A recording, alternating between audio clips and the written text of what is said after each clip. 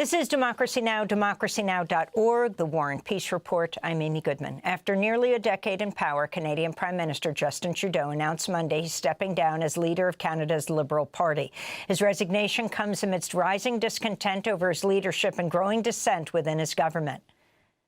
I intend to resign as party leader, as Prime Minister, after the party selects its next leader through a robust, nationwide, competitive process. Justin Trudeau has been Canada's Prime Minister since 2015, but faced plummeting popular support as well as opposition with his own party. His finance minister, Chrystia Freeland, resigned last month amidst a public dispute over how to respond to Trump's vow to impose a 25% tariff on Canadian goods. Freeland is considered one of the possible successors to Trudeau, as is the close ally Dominic LeBlanc, who was appointed to replace Freeland in December. Canada is scheduled to hold federal elections this year, and polls indicate Canada's Conservatives would win elections if they were held today. The Conservative leader, Pierre Poilievre, who's been compared to Donald Trump, has pushed anti-labor, anti-regulation measures and called for expanding oil and gas development. At his news conference Tuesday, President-elect Trump, who's repeatedly mocked Canada as America's 51st state, threatened to use economic force to absorb Canada into the United States. Are you also considering military force to annex and acquire? No, economic force, because Canada and the United States, that would really be something. You get rid of that artificially drawn line, and you take a look at what that looks like, and it would also be much better for national security. Don't forget, we basically protect Canada. But here's the problem with Canada. So many friends up there. Trump continued his push Tuesday evening, posting maps on social media showing Canada as part of the United States, while Trudeau responded saying there isn't a snowball's chance in hell that the two countries will join. For more on Prime Minister Trudeau, Canadian politics, the future of U.S.-Canada relations, we're joined by Avi Lewis, Canadian documentary filmmaker, activist, also candidate in Canada's upcoming federal election, running for the New Democratic Party in Vancouver Centre. Thanks so much for joining us, Avi. Can you talk about the significance of what's happening, the resignation of Prime Minister Trudeau, and President Trump threatening to absorb Canada? Amy, it's great to be back with you. It's been too long. We've had an eventful series of weeks here in Canada. I think as of last weekend, I was the last person in Canada who still thought that Justin Trudeau would run in the next election. He clearly still believes he's the only person who can lead his party, but he's been down 10 or 20% in the polls for a year and a half. He's faced, as you said, an uprising in his own party. And just like Joe Biden, he waited way too long. And I think his ego got in the way, and now he's finally admitted that he can't do it, and there'll be a chaotic scramble and a leadership race, and I think we'll definitely face an election in the spring. So Canada is in turmoil right at a time when we have a very consequential showdown with your president-elect and our Pierre Poilievre, our polite Canadian Trump in a T-shirt, is way ahead in the polls. And so we're going to have a very intense and very important debate in Canada about integration with the United States. I mean, the irony here, Amy, as you know and have covered for decades, is that the whole point of Canadian American so-called free trade, the Canada-U.S. free trade deal first in 1988 and then NAFTA and following deals, have been to integrate our economies, to give the United States unfettered access, particularly to our oil. And we're by the free trade, so-called free trade treaties, we're not allowed to reduce oil exports to the United States by any significant way. Obviously a problem in a time of climate emergency, but there's already immense integration between our economies. And obviously these tariffs that Trump has been threatening would be absolutely brutal for working families on both sides of the border, and would reignite the inflation crisis and the cost of living crisis. So that's the political debate we're having now. As far as Trump, threatening the usual stuff, it's a little bit of a balancing act. We have to take it seriously, but we can't overreact. That's what a bully wants, to send people running in fear. We don't take the bait here, and I'm proud that the New Democratic Party leader, Jagmeet Singh, is the only Canadian political leader who's talking about retaliatory tariffs in response to this latest cartoon threat, which is how it will have to play out. But we should look at how this fits into a pattern with Trump. Israeli strikes have killed at least another 51 people in Gaza as the official death toll nears 46,000, though it's believed to be a vast undercount. Earlier this morning, a 15-day-old baby was killed in an Israeli airstrike in Gaza City. At least 5 displaced Palestinian children were also killed in Israeli strikes on tents in Al-Mawasi, which had been designated as safe zone by Israel. Families in Gaza are building grave-like pits below their tents to protect children from the relentless strikes. This is Tassir Obeid, whose family is sheltering in Deir al-Balah after they were displaced 9 times by Israel's forced evacuation orders. The tent, given that it has a pit with high walls surrounding it, protects my children from random strikes. My children, how were they in the past and how are they in the present? They were dignified. We, thank God, were in our homes and lands with our dignity, let's say. Currently, we live underground, as if in a grave. Surely this is not easy. In the occupied West Bank town of Tamun, an Israeli drone strike has killed 3 Palestinians, including 2 boys, 8-year-old Reda Ali Ahmed Basharat and 10-year-old Hamza Amma Ahmed Basharat. Israeli forces have also detained 45 Palestinians in the West Bank as part of a sweeping crackdown after Palestinian gunmen killed 3 Israelis on Monday. Israel's far-right finance minister Bezalel Smotrich responded to Monday's attack by calling for cities in the West Bank to, quote, be turned into another Jabalia, a reference to the destroyed refugee camp in Gaza. Israeli settlers have also attacked several West Bank towns, burning cars, ransacking homes, and setting crops on fire. The Palestinian news outlet Wafa reported Israeli troops fired at Palestinians in the village of Amaten as they tried to confront violent settlers. Ireland's become the latest country to formally join South Africa's genocide case against Israel before the International Court of Justice. Last month, Israel closed its embassy in Ireland to protest after Ireland initially said it would join the case. Meanwhile, Israel's blocking the United Nations from investigating reports of sexual crimes committed by Hamas during the October 7th attack. The Israeli newspaper Haaretz reports Israel blocked the probe because it feared it would open the door to the UN investigating the sexual abuse of Palestinians held in Israeli prisons. The Biden administration's announced new sanctions against Sudan's Rapid Support Forces after concluding the paramilitary group committed genocide. Secretary of State Tony Blinken said Tuesday he'd made the determination, quote, after reviewing the horrifying information of suffering inside Sudan, where more than half the population, some 25.6 million people, has faced crisis-level hunger over the past year. The UN says more than 150,000 people have been killed since fighting erupted in April 2023. 11 million have fled their homes. The New York Times reports the Biden administration had been reluctant to admit the Rapid Support Forces were committing genocide in Sudan for fear it would highlight Biden's refusal to make the same determination about Israel's killing of Palestinians in Gaza. President-elect Trump has renewed his threat to respond with violence if Hamas does not release hostages held in Gaza. If they're not back by the time I get into office, all hell will break out in the Middle East. Can you elaborate? And it will not be good for Hamas, and it will not be good, frankly, for anyone. Trump made the remarks during a wide-ranging, rambling news conference at Mar-a-Lago Tuesday in which Trump repeatedly lied, aired grievances about the many legal cases against him, and threatened to use the Pentagon to expand U.S. territory. In an extraordinary exchange, Trump refused to rule out military action to take control of Greenland and the Panama Canal. We need them for economic security. The Panama Canal was built for our military. I'm not going to commit to that now. It might be that you'll have to do something.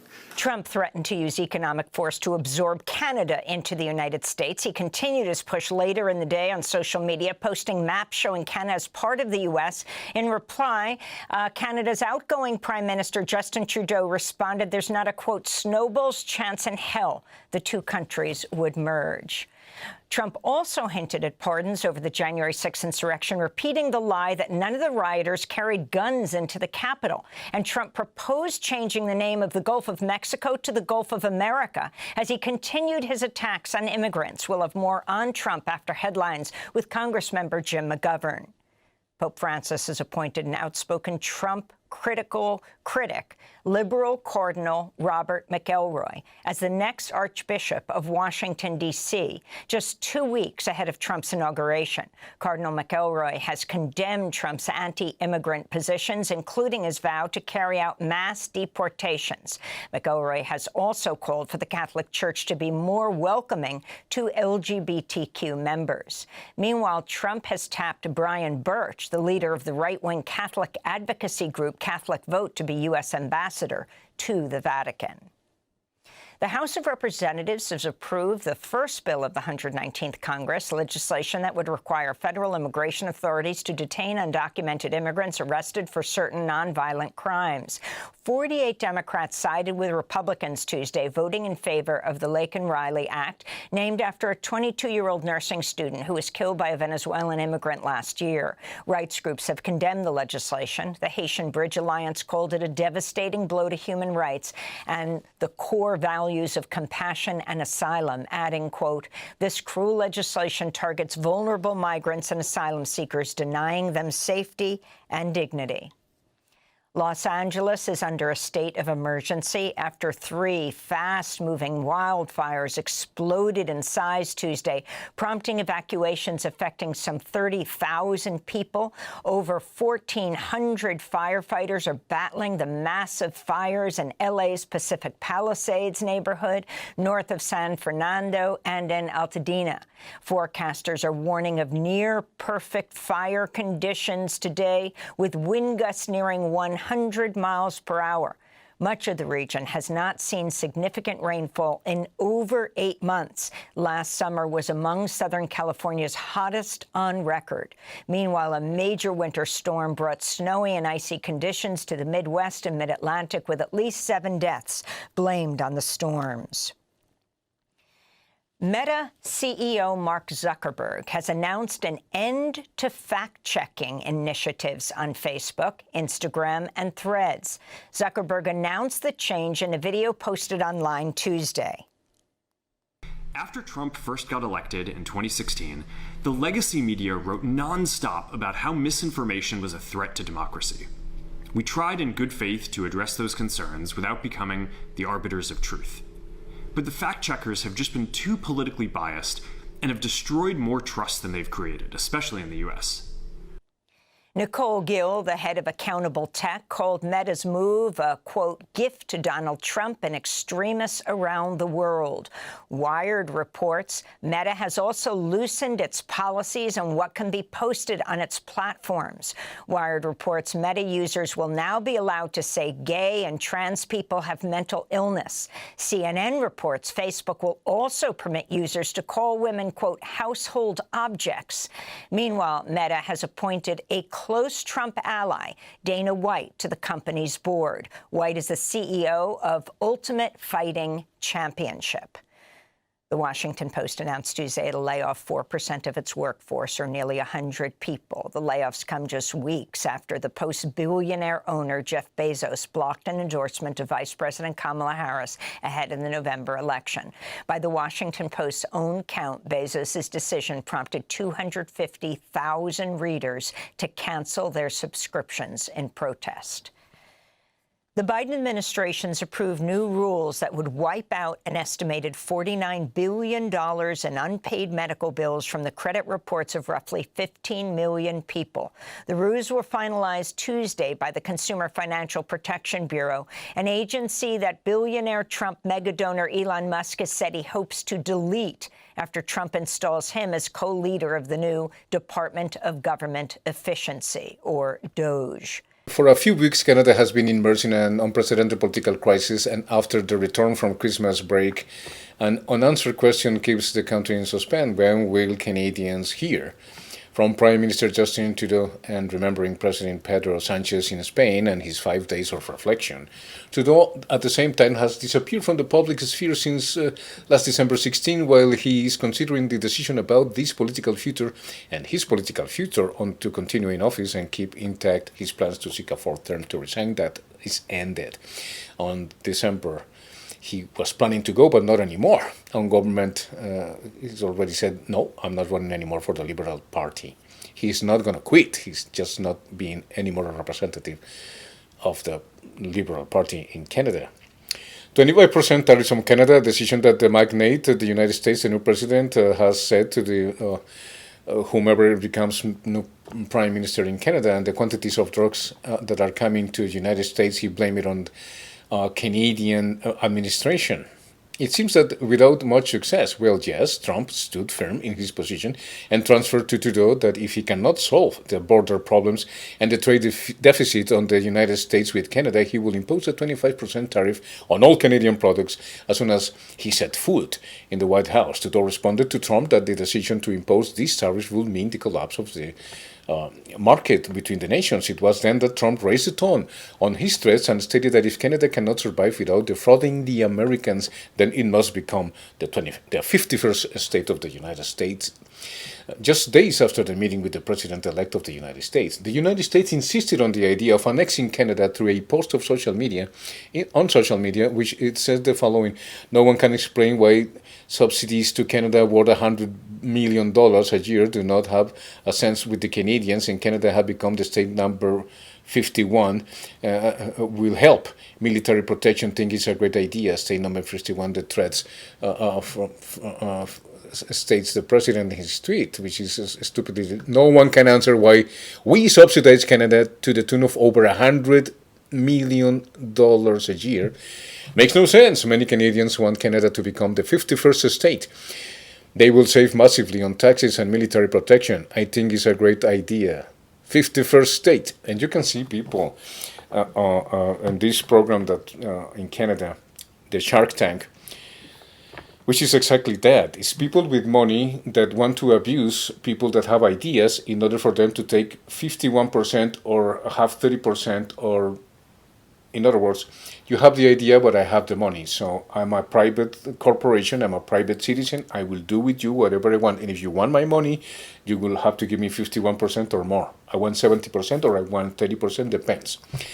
One of these guys, which is very hated by many of us Canadians and loved by others, says that it's okay for Canada to become the 51st state of the United States because Canada will be better off without the protection of the United States, militarily and with government.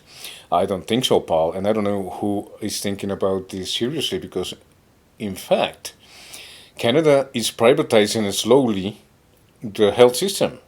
It began with the pandemic. We saw in the Sunshine List how directors of hospitals, doctors, ministries in Canada and all the provinces, especially with the director of health, this Chinese woman, whose name I don't remember right now, I'm sorry about that, said that, yeah, we need to impose the amendments,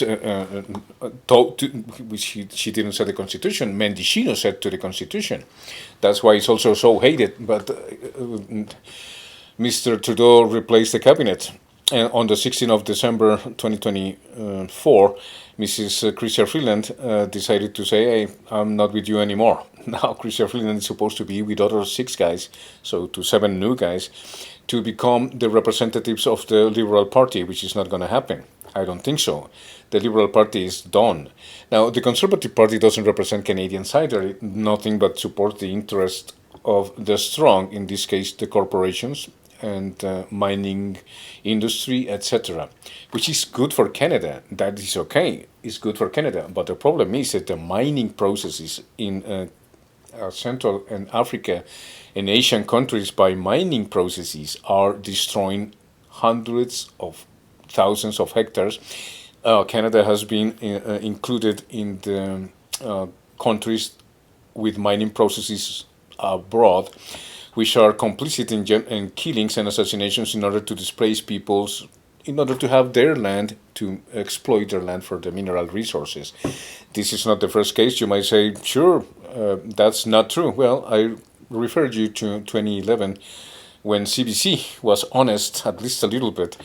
And on the radio too, it was exposed how Canadian was denounced by Guatemalan First Nations who demanded corporations, mining corporations in Guatemala, and proved in those days how Canadian corporations and mining corporations and processes were destroying not only the nature, but was complicit in the assassination and displacing of hundreds of thousands of people in Guatemala to take their land.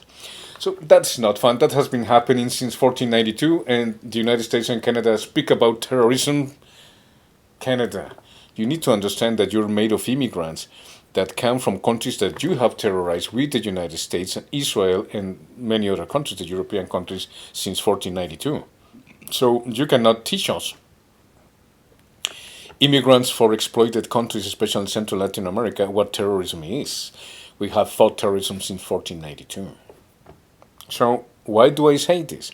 Well, I'm trying to tell us, the country and the world, that we need to understand that what Canada is supporting with Israel is nothing but the demise of Canadian government itself and Canadian democracy, which is happening also with the United States, the UK, England, etc., which there is no democracy but the immediate participation of whomever has the money to become part of the seats in Congress, like the prostituted Congress in the United States that we saw abiding by a genocidal initiative, which is to kill and destroy whomever opposes us. And that is not democracy, dude. That is tyranny and tyranny, whatever you want to call it. And not only that, it's genocide. And you think that people like Elon Musk will do better? You really think that people like this young fella, one of the most loved people in academia in the United States and here in Canada and everywhere, just like everybody that has fame and fortune is supposed to be far right.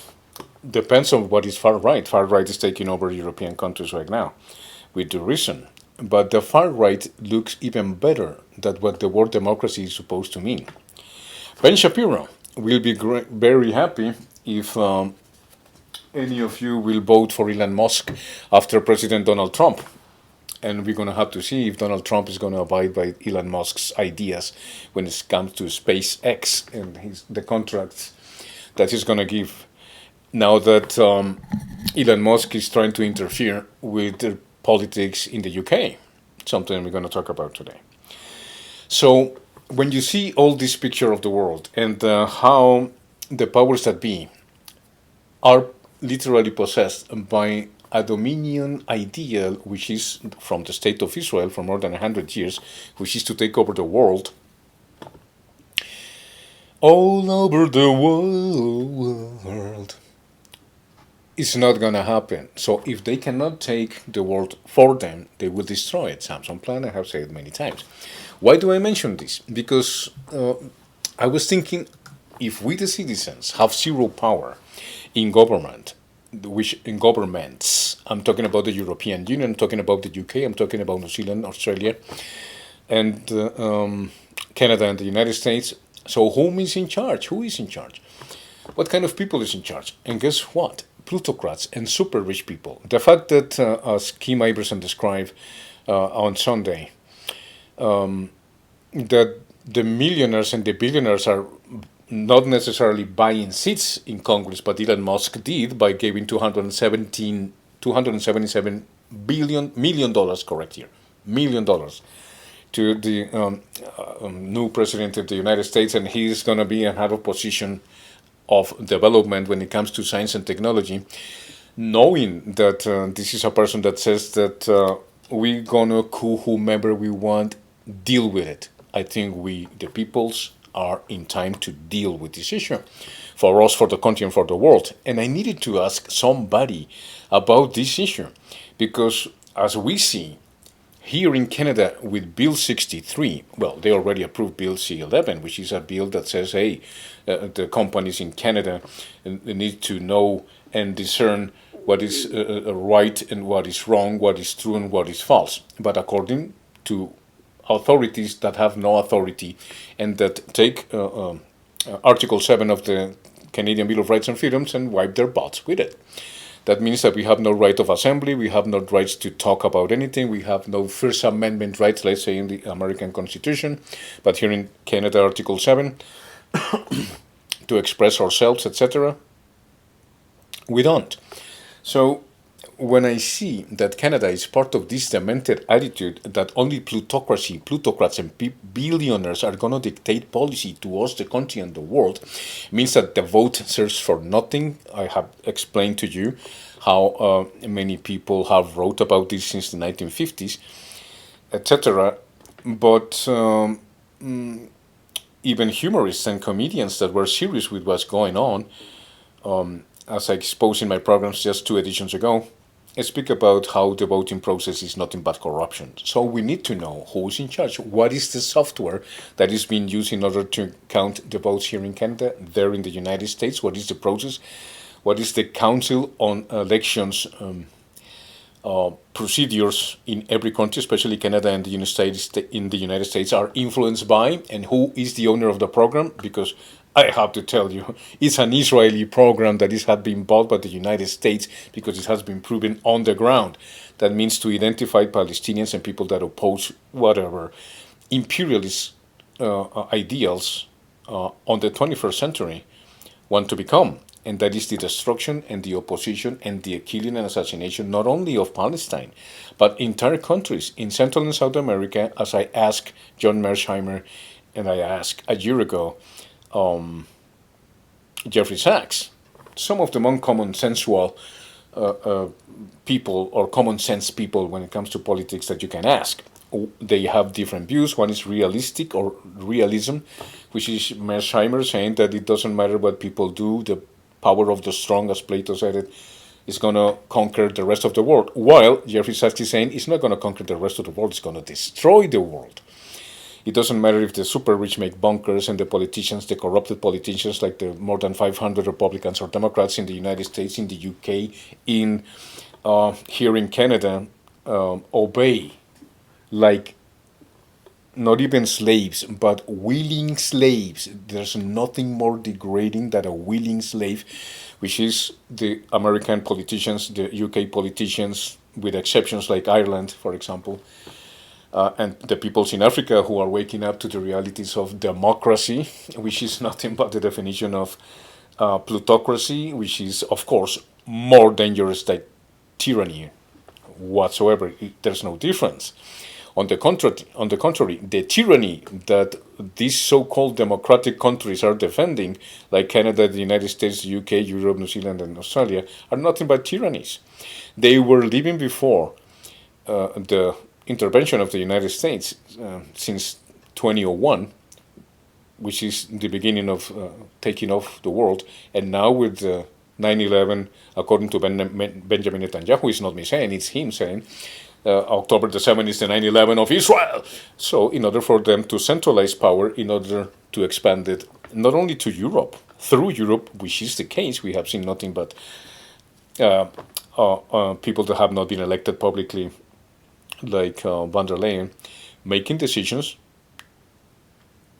on the governments that have elected, I quote unquote, by doubtful procedures and software, elected prime ministers and people in the chambers and parliaments in order to say that they are doing just fine, that their peoples are doing just fine, even though, like Mr. Rutte, the new Secretary of NATO, said that the European people need to put, like I predicted, not 2, but 3, 4, or 5% on their GDP on defense, which is something that Canada has done. Canada has doubled the investments on defense. Defense from whom, if not the United States?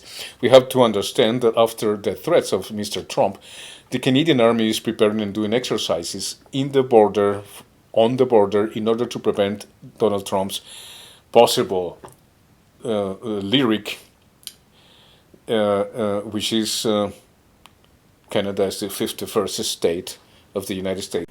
Canada is subsidized to the tune of about $200 billion a year, plus other things. They don't essentially have a military. They have a very small military. They rely on our military. It's all fine, but, you know, they got to pay for that. Donald Trump ramps up his verbal attacks on Canada. The incoming U.S. president says he plans to use economic force to essentially erase the border between the two countries. Justin Trudeau has responded, saying there isn't a snowball's chance in hell that will happen. Let's talk more about this with the CBC's chief political correspondent, Rosemary Barton. She joins me live in Ottawa. And, you know, just on that last point, Rosie, I think we should just kind of point out, I think I pointed, well, I didn't point it out, Pierre Poilievre pointed it out, you know, saying that for Trump to say that Canada doesn't have a military, Canada does have a military, but it is smaller than the United States. Of course. But, and I'm just going to read a little bit of it, because he says Canada will never be the 51st state, period. We are a great and independent country. We're the best friend to the U.S. We spent billions of dollars and hundreds of lives helping Americans retaliate against Al-Qaeda's 9/11 attacks. And of course, and he goes on to say other things, but I think that point should be, or Pierre Poilievre thinks that point should be underscored, right? In terms of after 9/11, when the U.S., not Iraq, but when the U.S. went into Afghanistan, Canada was stationed in the Kandahar region in one of the most dangerous areas of Afghanistan, and 160 plus Canadians lost their lives there. So there's that. Yeah, and I think it's also worth noting that this government, for all the criticism that Pierre Poilievre has for it, has increased military spending over the past year and had a plan to continue increasing it for the next 10 years, not to get it to 2% of GDP, as is stated or desired by NATO, but to increase it substantially. Pierre Poilievre also saying that he would increase military spending. I will say that criticism that Donald Trump made there is one that you hear from a lot of Americans, Democrats and Republicans, that they believe that Canada's military spending should be higher, and that there is sort of Canada takes for granted in some ways its own security because of the United States. That is a fair criticism, and one I think that politicians in this country have had to contend with for some time.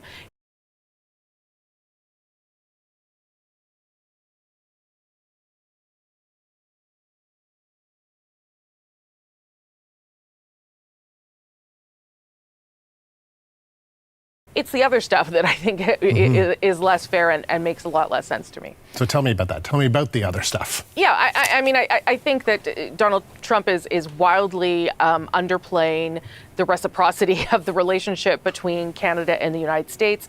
$3.5 billion worth of goods and services every day across that border. Canada is still the largest foreign supplier of energy to the United States, energy being oil, electricity, and other sources of energy. And then there's all the sort of goods and services and people connections across the states in Canada, and the longest undefended border in the world. So the idea that Canada is only taking from the United States is fundamentally wrong. And so for the president-elect to be using that rhetoric, I think is obviously it's not right, but it's also feeding into, and I think this is important, an attempt by Donald Trump to really put the screws to this country and a few other places at a time when we are in some political turmoil. I think it's fair to say he knows full well what happened yesterday, that the Prime Minister is set to resign, that we are set to be plunged into a Liberal leadership race and probably an election fairly soon. And there's a lot of advantage here for him. I think the issue for this country is, and it is a pressing and critical issue, is how can the government that is still in place respond to Donald Trump adequately when he takes office in the next couple of weeks?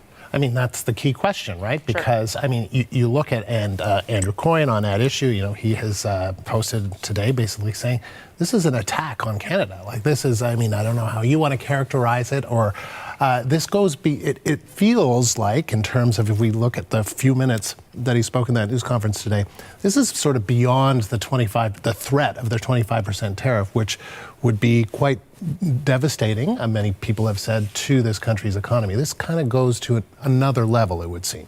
If you want high costs on healthcare, if you want misery, poverty, more than we already have with Mr. Justin Trudeau in the last 9 years, and no different than Mr. Conservative Party, and now this idiotic perception of the probable, if you don't vote for me, like I said, change.org. Go FDRC Molano Elections 2025 at gmail.com. Go to change.org, see my manifest, why I want to become Prime Minister of Canada, and vote for me. Get the signatures I need. We are still on time. They're saying that too late, Justin Trudeau withdraw. No, he has not withdrawn. We have to wait till the 24th of March in order to find out if Mr. Trudeau is going to retire from the Prime Minister. He's not going to do it. He's going to stay there till October, guys. Come on, don't fuck with us that way. Right now, he have a prorogation of the chambers and in Parliament. That means that they're going to take 2 months vacation after Christmas in order to see what's going to happen and who's going to be the new elected representative for the Liberal Party till March 2024, the 5th, March 2025, this year. So that means that Canada is not in a good position, but whomever comes to power is not going to change any realities for Canadians whatsoever. The cost of housing is going to go way worse. That is already become. And if you see Mr. Poilievre's announcements, his ambitions for the housing project, as you've seen in his commercials, are a house that are like this apartment, let's say, but instead of being an apartment, it's a house. What I'm trying to say is that the prices of the houses in Canada are unaffordable, literally unaffordable, the same in the United States. And one of the issues that has to do with that is that BlackRock and many other corporations are buying hundreds of thousands of hectares, not only of cultivable land, but of housing development, in order for us Canadians never to have money enough to buy anything. This is a slavery 4.0 in the 21st century. And if we, the people, don't react today to these matters, who else is going to react today? I am reacting today, and I'm asking for your vote. Go to change.org, look for FDRC Molano Elections 2025 at gmail.com. Vote for me, put your signature. Let's make it to the ballot. Vote for me, and I will change all these things. The Conservative Party, the Liberal Party, the NDP is not going to do anything but the same. These three parties represent nothing but the decadence of Canada, along with the empire of the United States. And I don't want to be part of that decadence. I want to step away from the United States, have, of course, commercial transactions, but when they come with 25% tariffs, I don't think it's going to work. So we need certain nationalism here in Canada in order to protect ourselves, even from our allies. Because you have to remember that it's bad. It's a bad thing to be America's enemy, but it's a worse thing to be an American ally. And we're seeing why. And that's not going to change. As long as the United States of Israel is going to try to convince Canada to become the first state, is because Canada is going to become the Canadian-Israeli associated state. And that's something we cannot tolerate, whether it's liberal, conservatives, of NDP in charge, and they are not showing us, the country and the world, any examples of anything is going to change. So in order to understand what can we do according to the Constitution of Canadians, of the Europeans, of the UKs, and New Zealand, Australia, Canada, and the United States, before they go to war against Mexico and before they go to war against Canada, is to stand our ground. And I needed to ask, is there any mechanisms in Europe, in the UK, in order to defeat this anti-democratic sphere in which we live in, all around the world, controlled by Israel itself, because that's the truth. It's Israel who controls the Labour Party in the UK. The majority of the seats in the UK are controlled by the Labour Party, which is corrupted to the core by the Israeli lobby. The same with the United States, the same apparently with Australia and anybody in the European Union. This is anti-democratic, this is anti-civilization, and this is nothing but tyranny, guys. So I needed to ask somebody that have some common sense in order to make Europeans and UKs and Canadians and Americans, Australians, and the Western tradition itself, to cut it short, what is it that we can have in order to protect ourselves from a tyrannical elitist, not people's, not democratic power, not by voting, not through the suffrage. How can we do and fight these Elon Musks that are trying to intervene now in the UK after they already have a position taken after $277 million on the campaign, now have a seat in government in the United States? What's going to happen to the people? What are they going to create?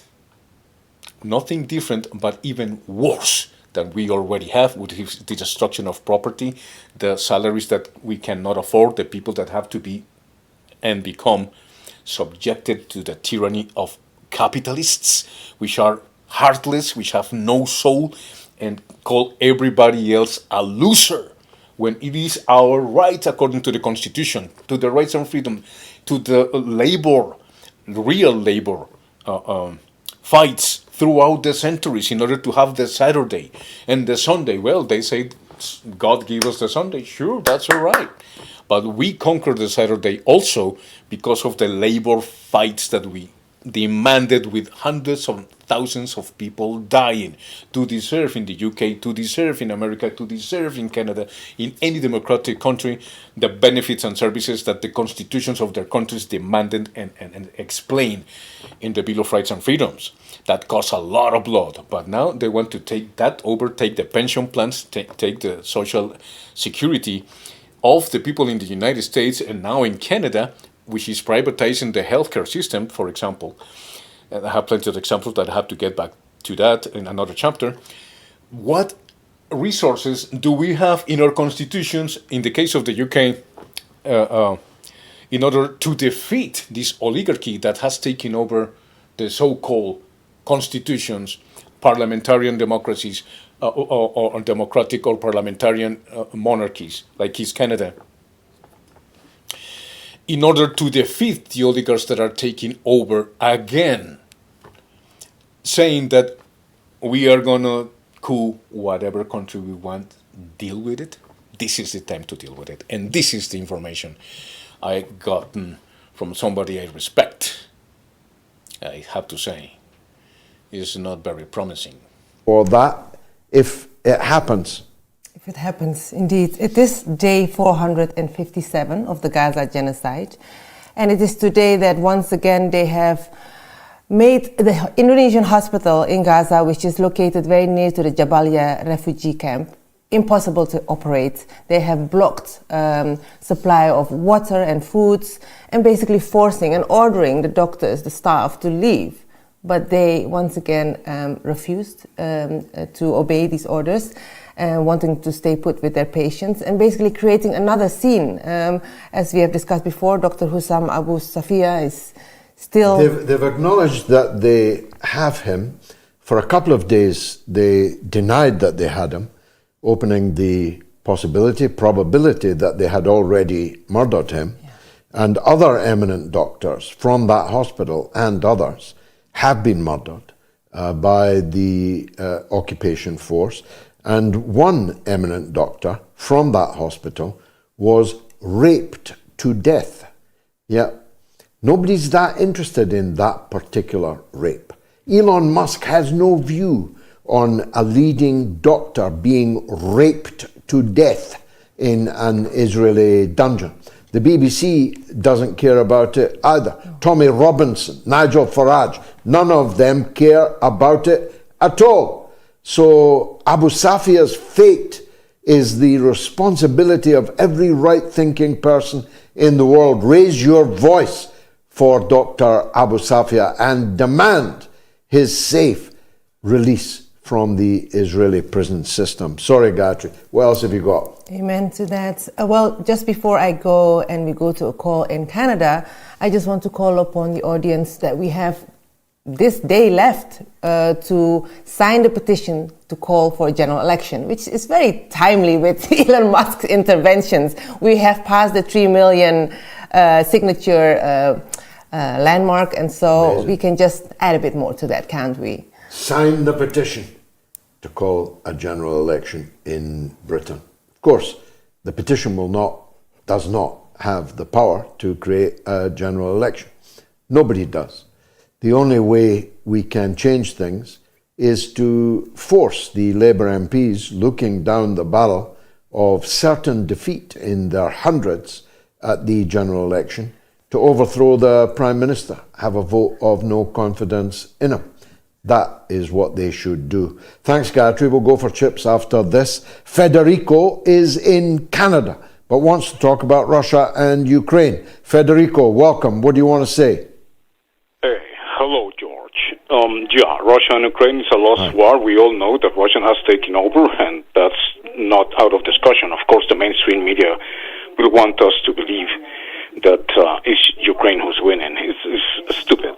But okay, George, I wanted to ask you, there's greed, corruption, lies, plutocracy, and a world that has been politicized by the power of the strong.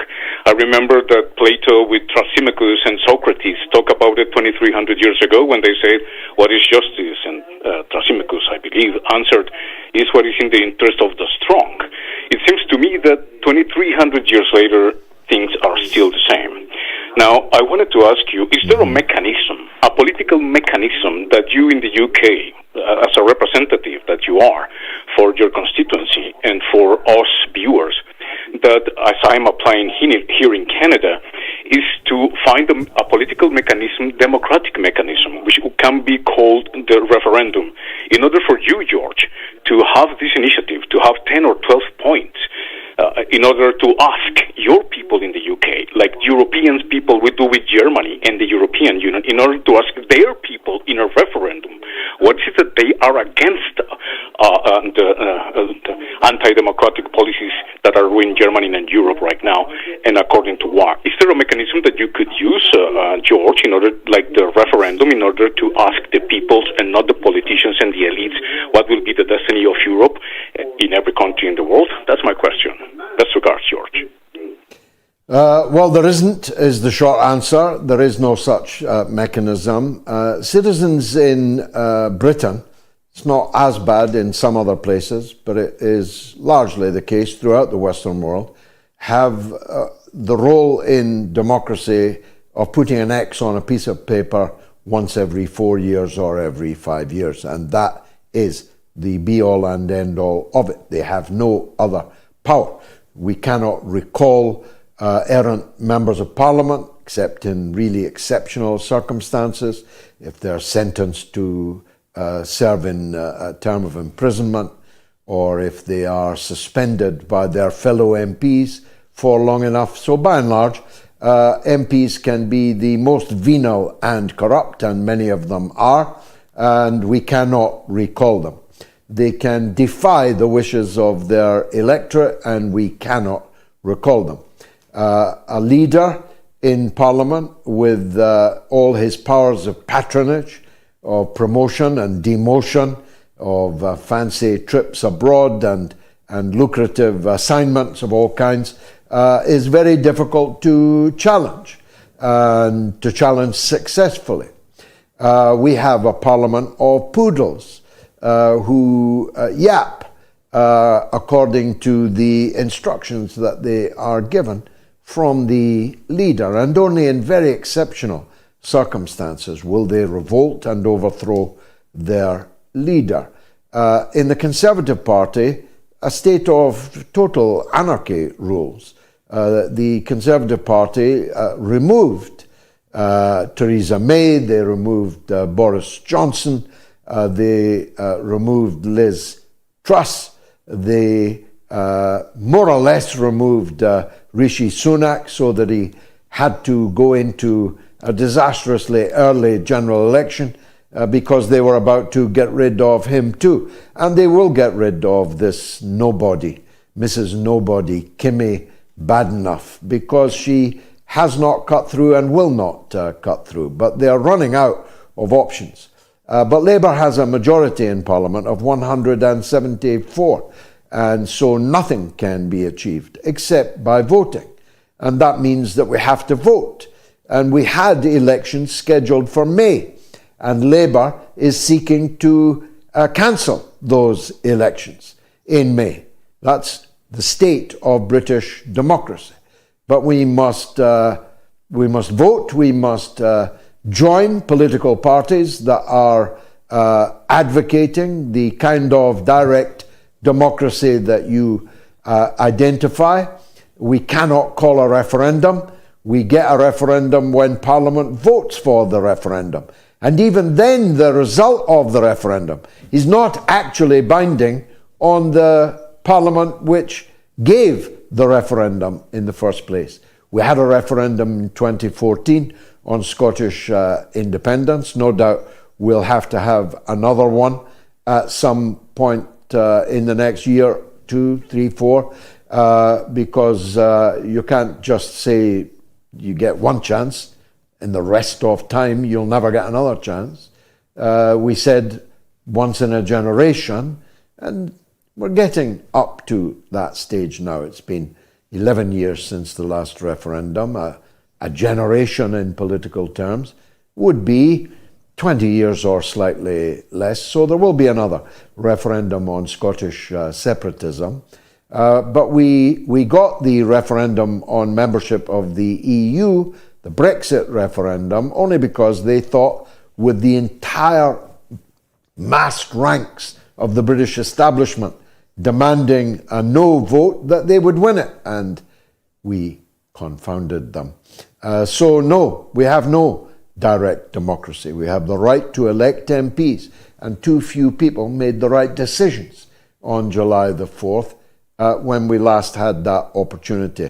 So when we see all these guys, what is it that Canada is going to do? Are we going to elect people so rich in power that are going to dictate policies for us, the people that barely make it to or have a good profession or have a good income? Well, they're not going to help us, the country or the world whatsoever. What they're going to do is separate us more. The gulf between rich and poor is going to be so huge with artificial intelligence, with discrimination, with the militarization of police, with the assassination of strategic people, with the destitution of the people in YouTube and any other outlets of communication which are monopolies of the Jewish state in the United States, like is Google, YouTube, etc. And I'm fighting with this humble corporation to change all this with this company that I created, communications, and the CBC. All the liars, CTV, in every country in the European world have millions and billions of dollars in support, and communications industry like mine have zero. This is not democratic, and I'm being censored like crazy. So if you don't vote for me, Canada is going to receive the bombs. Why? Because the United States is saying that it's going to send, Antony Blinken said, that it's going to send troops to support Israel. Why? Because the vision of Israel is to take the other hemisphere of the world, and that includes the South Pacific, Asia, etc. And I think that is not only stupid, but irresponsible. Instead of taking it over, have dialogue, use diplomacy, like Canadians are famous for. Hey, we use diplomacy. Yeah, we are warriors. We go to any war supporting the United States. But on this one, if I get elected Prime Minister of Canada, I will immediately stop the assistance to the countries that are supporting genocide and have anything to do with genocide. And if necessary, I will break relations with them. And I'm pretty sure that based on nationalism, Canada can survive. But to support the destruction of the middle class and to create only rich and poor in Canada, which is what the United States of Israel is doing, with the United States since the Second World War, but especially after the 70s, and after the creation of the State of Israel, I must say. And the same was happening in Europe, now that they cut the energy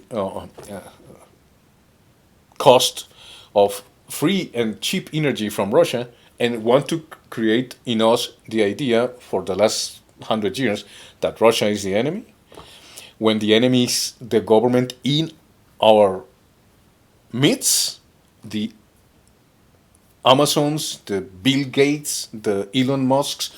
These people should not have any participation but investment in public affairs, but not take decision making as government against the people themselves, because they are not rich enough. And I'm going to show you an example of it right now, and how the land of the common people in the rural areas in the United States are taken by billionaires. And if it was for them, they will kill them all, because they're opposing their plans to expand and take over. I'm a third-generation Montana farmer rancher. I raise registered Black Angus. I also sell about 1,000 ton of hay. The operations of a new tractor are really nice. Modern equipment has a lot of sensors, electronic switches. These power shift transmissions are wonderful. But during the busy season, the tractor kept shutting down for no reason. It was weird. It would just randomly shut down. And so I thought maybe it was something in the fuel system. I changed the fuel filter, but it kept doing it. So then I finally called our John Deere mechanic, and he said, really the only way we can figure this out is we got to hook up a computer and download the air codes. And I said, all right, can I come in and borrow it? Oh no, we don't do that. I said, okay, I'll rent it. How much does it cost to rent it? No, we don't rent it. Well, I had hay ready to bale, and that's a critical time, because if you get a little rain, it could wreck the quality of the hay. He says, I can't get to you for a week. They aren't going to give me the tools to be able to fix it myself. I was stuck.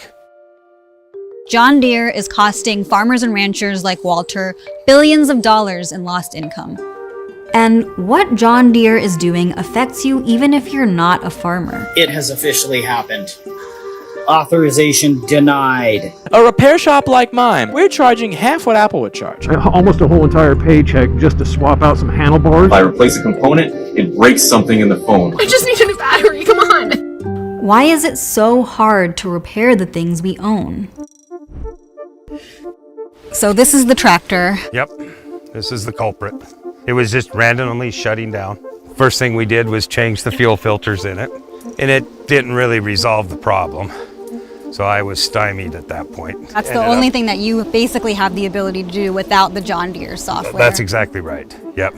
The first couple tractors I learned to drive on didn't have any electric controls. It was all mechanical controls. But, you know, those old tractors were pretty easy to diagnose if there was a problem, and pretty easy to fix those problems. When a modern John Deere tractor malfunctions, you can't diagnose the problem without John Deere's software. But John Deere won't let farmers or independent mechanics use it. Only an authorized dealership.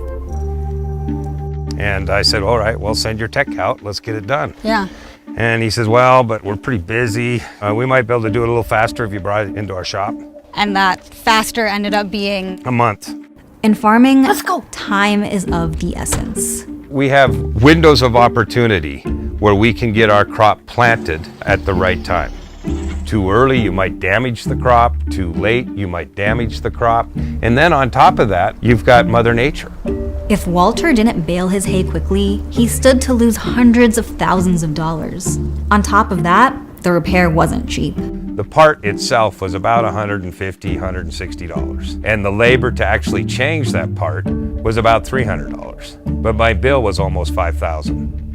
This is why those repair restrictions exist. Service and repair work can yield John Deere 5 times more profit than new equipment sales. John Deere's profits grew by 61% in recent years, and their CEO's salary grew by 160%. Was just a faulty sensor. It only took them, a couple hours to swap it out. Is that something you could have done yourself? Oh, certainly. Yep. Okay. As long as I had the software and the computer to reprogram the sensor. So you need the software both to diagnose the problem and then also make the actual part repair. Yep, that's right. That strategy of requiring software to install a new part, it's called parts pairing. And it was invented by Apple, who's been a real leader in the anti-repair space. They also glue in phone batteries so you can't just swap them out when they die. And they use proprietary screws to make it harder to get into their product. Other companies have followed suit, making it more expensive for us to fix our devices, kitchen appliances, video game consoles, cars, and so much more. Harley-Davidson Screamin' Eagle parts only and only installed by Harley-Davidson mechanics. If you install anything on your motorcycle, your warranty is voided. Taylor, the manufacturer of McDonald's ice cream machines, makes 25% of their profits from repairs. So, like John Deere, they lock their machine software so only an authorized technician can fix them. And stores end up waiting weeks for one to arrive, which is why McDonald's soft serve machine is always broken. Y'all wonder why the ice cream machine's still broken. For 3 generations, Walter and his family have been fixing their own equipment. But now, John Deere isn't just restricting them from doing so. They're arguing that farmers don't actually own their tractors. So, a quick primer on property rights. If I go into a bookstore and buy a book, I can confidently say I own it. I can do whatever I want with it. Read it, lend it, resell it. I can even take a power tool to it and turn it into a lamp. This is all thanks to a very old provision of copyright law called the First Sale Doctrine. Once a copy is sold to a member of the public, the publisher or the rights holder no longer has control over that copy. That's how we have public libraries in the United States, for example. It's why we have used record stores and Goodwill. The First Sale Doctrine draws a clear line between intellectual property and the personal property of consumers. But in the digital age, that line is becoming blurry. If I go to Amazon's ebook store, I'm clicking a button that says buy, and I'm paying them money. But according to Amazon, I didn't buy anything. I only licensed it. When you frame a transaction as licensing instead of selling, the consumer rights we get with the First Sale Doctrine don't apply anymore. Instead, those rights remain with, in this case, Amazon, who can put all sorts of restrictions on us. So, according to the contract I agreed to when I bought this book, I can only read this ebook using an Amazon-approved device if I have an active Amazon account. I can't loan it, make copies of it, or resell it. And Amazon will make extra sure I don't do any of those things by putting digital locks on their ebooks that would stop me if I tried. It's like renting a book with an invisible string that ties it to the seller. That invisible string is called Digital Rights Management, or DRM, and you'll find it on almost every digital product: software, music, movies, books, video games. And if you figure out how to get around your ebook's DRM to lend it to a friend anyway, you'd be violating the Digital Millennium Copyright Act. Companies are using the DMCA to justify lots of dystopian things, like slapping subscription fees onto our printers and toothbrushes. We dug into that in another video you can check out here. So, this book I can lend, this one I can't because I'd be violating copyright law? It doesn't really make sense. But John Deere is applying that same twisted legal logic to farmers who want to fix their equipment worth millions of dollars. They told the Copyright Office that farmers aren't paying for the copyrighted software that runs their tractors. They're paying for a license to operate their tractors. Do you think it's fair that farmers and ranchers will pay $300,000 or $1 million to purchase a combine or a tractor to not own it? We're not leasing it. We're buying that. The gadgets that are in it are part of that equipment. And the technology that runs that gadgets is part of that equipment. We thought when we bought that tractor that we bought that tractor lock, stock, and barrel. Now, you might be wondering, if farmers don't own their tractors because they run on software, doesn't that call into question whether we truly own any of our smart devices? Car companies certainly think so. General Motors told the Copyright Office that the software in your vehicle is licensed to you, so it's GM who owns the vehicle through its entire life. If you like taking your car to your local repair shop for oil changes, this is bad news. In the past, an oil change was as simple as, pressing the gas pedal 3 times. Today, you're hooking up an extremely expensive piece of software. Bob Lane owns this independent auto repair shop near Boston. He's seen firsthand how car manufacturers have used new tech advancements not just to make cars more safe and more fun to drive, but to monopolize the repair market. What I'll have to do is I will have to plug into the OBD connector along with my scanner. Bob's technician is using BMW's proprietary software to finish up an oil change on a 2023 model. I'm now connected to the vehicle. Each manufacturer has their own software, which mechanics need to figure out why your check engine light is on and then to do the actual repair. Car makers won't sell that software to mechanics, but they will license it through expensive temporary subscriptions. 24 hours can be $200, $250. An annual fee could be $10,000 or $15,000, depending on the manufacturer. What we're really concerned about today is resetting the engine oil. When the technician tries to reset the level, nothing happens. And sure enough, it didn't do it. Even after subscribing to BMW's software, Bob's shop can't reset the oil light because BMW has put on a software lock that only the dealership can do it. We should be able to reset that light. We're in the auto repair business. So if you bring your car to me, I don't want to fix your car and get 80% of the way through a diagnosis and not have the information to complete that diagnosis, the additional 20%. And then I say, I got to send you to the dealer because we don't have the information. Data restrictions cost independent repair shops around $3 billion each year. Do you want to see your mom and dad's friend down the street that was fixing cars go out of business? Because that's what's going to happen. Car companies also lock out local repair shops by aggressively getting design patents for the parts of a car that are most likely to be damaged in a collision. So if you crash your Ford Fiesta and you need a new fender, if there's a design patent on that fender, the only place you're going to be able to get that part is from Ford, and Ford gets to charge whatever it wants to charge. These are all reasons why your car repair bill has shot up nearly 70% in the last decade. Repair monopolies don't just cost us money, they also endanger our health, like for people who use electric wheelchairs. I've got friends that spend almost a whole year in bed because they're waiting on repairs. And having to wait for authorized repairs can leave hospitals without critical equipment for weeks. They don't want to give us tech support over the phone, they don't want to sell us parts, and they don't want to give us any technical literature.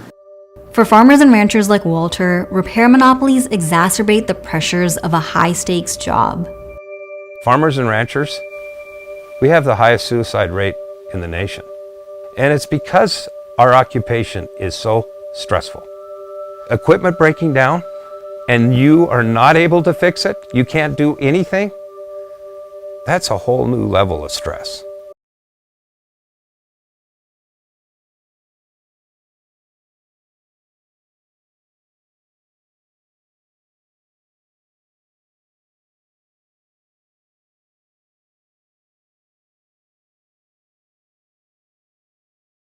So if there's only going to be billionaires in the world guiding this madness, what's going to happen with the rest of the souls? There's no souls for them.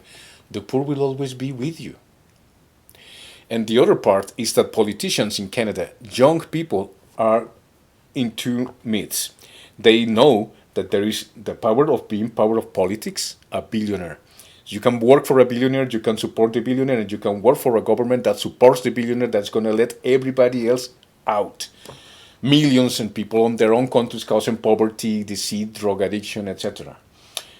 And they want to be part of that. The problem with elites is not being part of the elites. And when you think that way, you're a traitor to your own country, because the elites don't care about you. They just care about what they can use you for. While democracy is a problem because democracy keeps electing elites. So that's my problem with democracy. The democracy only serves anti-democratic powers. So what we need is basic principles that cannot be changed every 4 or 6 years, and that is to avoid poverty at all costs. And on the housing issue, the problem is that corporations have been taking so much land and so much property that we, the people, cannot afford any way of living but high rents, high rents, high rents, high rent. This is out of control. I'm gonna put an end to these issues if you vote for me. Go to change.org and look for FDRC Molano Elections 2025 at gmail.com. Vote for me. Put me in the ballot, guys. I will change things, and I will let the world know that there are initiatives, people's initiatives, that are for us, for the country, for the world, and they can make this world transcendent enough, not rich enough. Rich and wealth exists already, but in the hands of very few. What we need is the distribution of wealth and consensus,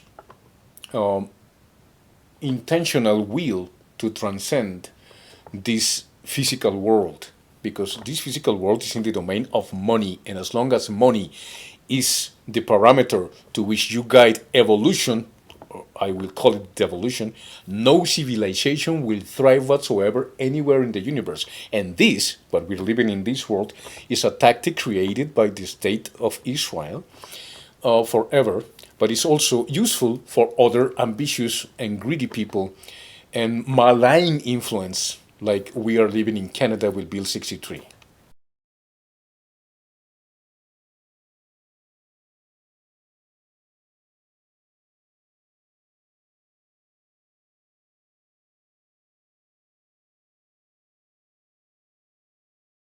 Thank you so much for your attention. Madame Baron, s'il vous plaît.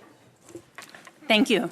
Good afternoon, and thank you for the opportunity to present before this committee. I represent the Canadian Constitution Foundation, which is a national legal charity that defends fundamental freedoms. We have participated in Whatcott, Fleming, Ward, and other seminal Supreme Court of Canada decisions on freedom of expression, and we view this bill, C-63, as posing a grave threat to all Canadians' right to free speech and a flourishing democracy. We welcome the minister's announcement that he intends to split the bill, parts 1 and 4 of the bill, but we remain concerned about the constitutionality of aspects of part 1 as well as parts 2 and 3 in their entirety.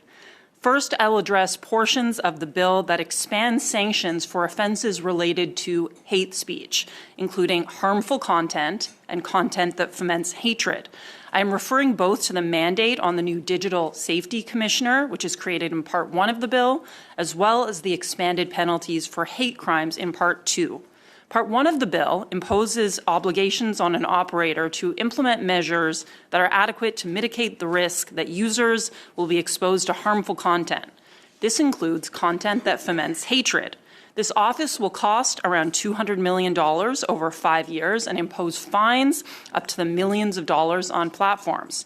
Part 2 of the bill, meanwhile, increases penalties for existing hate crimes, including promoting genocide, now punishable up to life. It also creates a new standalone offense for any federal offense motivated by hatred, Section 320, which is also now punishable up to life. Now, as the previous witness mentioned, and I agree with many of his comments, this is an inherently subjective concept, hate speech. These expanded penalties and regulatory obligations pose a risk of gross proportionality and excessive chill of protected expression. In Whatcott, the Supreme Court of Canada said that hatred encompasses only the most extreme manifestations captured by the words detestation and vilification. Only that type of speech can be penalized without violating the Charter. C-63 adopts this language in Section 319(7). Hatred means the emotion that involves detestation or vilification. But detestation is really just a synonym for hate, and vilification is a highly subjective concept. We are in a present moment of passionate and often fraught disagreement in our society, where a lot of claims are made that are understood differently depending on context. For example, calling someone a Zionist presently may land as vilification, or more dubiously, promotion of genocide, or as praise, depending on the speaker and the audience. Just a few days ago, a former CBC producer, Shanaz Karmali, accused MP Kevin Wong of hateful expression for posing with an individual wearing an F Hamas sweatshirt on social media. That's the problem with criminalizing language. It's subjective. It shifts depending on context. And these concerns become pressing with the expanded sanctions proposed in Part 2. Even if our judges can be relied upon to respect principles of proportionality when sentencing an offender, under 320, for example, the range of available sentences in the law will now include life imprisonment. So it's not a frivolous possibility that prosecutors can refer judges to a range of sentencing up to life imprisonment for a crime such as vandalism, if it is alleged that the crime was motivated by hate. So the reality is that it's virtually impossible to identify in advance predictably a line that separates the merely awful but lawful from criminal hate speech. And this lack of clarity poses an urgent threat to online discourse, which is our current town square, and should brook this type of passionate adversarial disagreement. When these types of sanctions are in play, everyone has an incentive to err on the side of caution. Platforms will flag and remove content that is actually protected expression, and individuals will self-censor. Finally, I will briefly address Part 3 of the bill, which brings back a civil remedy for online hate speech, which allows members of the public to bring complaints for the Canadian Human Rights Commission. This would be disastrous, and you should not go forward with this proposal. Even if most alleged instances are dismissed for not meeting the threshold of hate speech, the penalties for individuals found liable, up to $50,000 paid to the government plus $20,000 to the victim, are severe enough that we can infer the new regime will lead to large amounts of soft pedaling of expression for fear of skirting the line. It will interfere severely with press freedom to publish controversial opinions, which are necessary to a flourishing civil society. And finally, process is punishment, even if the case does not proceed. We will see more people punished for protected expression. Thank you. I welcome your questions.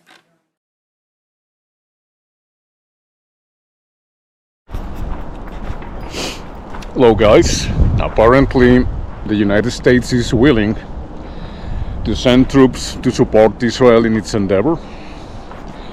That'll be not only the worst idea ever, but it will show how the United States of Israel is doing whatever Israel wants, and what Israel wants is full spectrum dominion over the world. It's always been its goal. And the way I see the world, and the evidence not suggests, but as Mr. Blinken is saying that he's going to send troops, showing who is the real president and always has been, is Zionism. Zionism precedes the American Constitution and American democratic principles of 1776 and the Fundamental Charter, we the people. The American people, as the Canadian people, are sick of this war. And I don't want, where are our generals, where are our admirals, where is the top brass using common sense in order to avoid the Third World War conflict? It's not anywhere. And Canada is following whatever the United States do, and the lobbyists of Israel, as Colonel Lawrence Whitaker and Douglas MacGregor had explained, is going to put the United States on a place with complicity in the crime of genocide, according to the Convention of Prevention and Punishment of the Crime of Genocide, which is what's going on. Now, what we're looking here is a battle for the world. The United States of Israel, along with Israel, wants to continue the 9/11 of September 11, 2001, and want the continuation from Israel to the rest of the global South and the Indo-Pacific. Once Iran is destroyed, that's what they're going to look for. Again, they're going to bring the war home, because Iran is not going to leave America to do whatever the fuck they want with us, the country, and the world. And We the people don't want that. If you want to go to war against Iran, go ahead. But don't count on me for that one. And more specifically, when I say they're going to bring the war home, it's because that's what they're going to do. Oh, the bombs are going to come to us, and if you saw my last program, you will understand that that is not convenient for any country. All these things that you see here, etc., are going to be destroyed. Plus, why send our boys and girls to die for a cause that is not ours? For a cause that is crucifying Christians since 2014 in all these countries that the great Israel wants for itself. I only see the battle between good and evil, and I can tell you the state of Israel, the United States, Europe, leaders are for the devil. What is your opinion? But we have seen it for more than a year and still keeps on happening, no matter if it's Christmas. The disrespect to us Christians and Muslims keeps on growing, and they can do it because apparently they are the elect people, and I think what they're looking for is for their own demise, and I mean total destruction, because you don't do unto others what you don't want to be done unto you, which principle is a Christian principle. But apparently the state of Israel supersedes even God's word, commandments and everything else, because they don't recognize our God. So, for us, for the country, for the world, hope to see you next time in the next edition of React Today as part of the World Wide Project. We are living the end of times, and I'm very sure that Donald Trump is going to unleash the 7 years of catastrophe that the apocalypse talks so much about. For us, for the country, for the world, hope to see you next time, the next edition of React Today. Au revoir, bye-bye, hasta pronto. Much to talk about.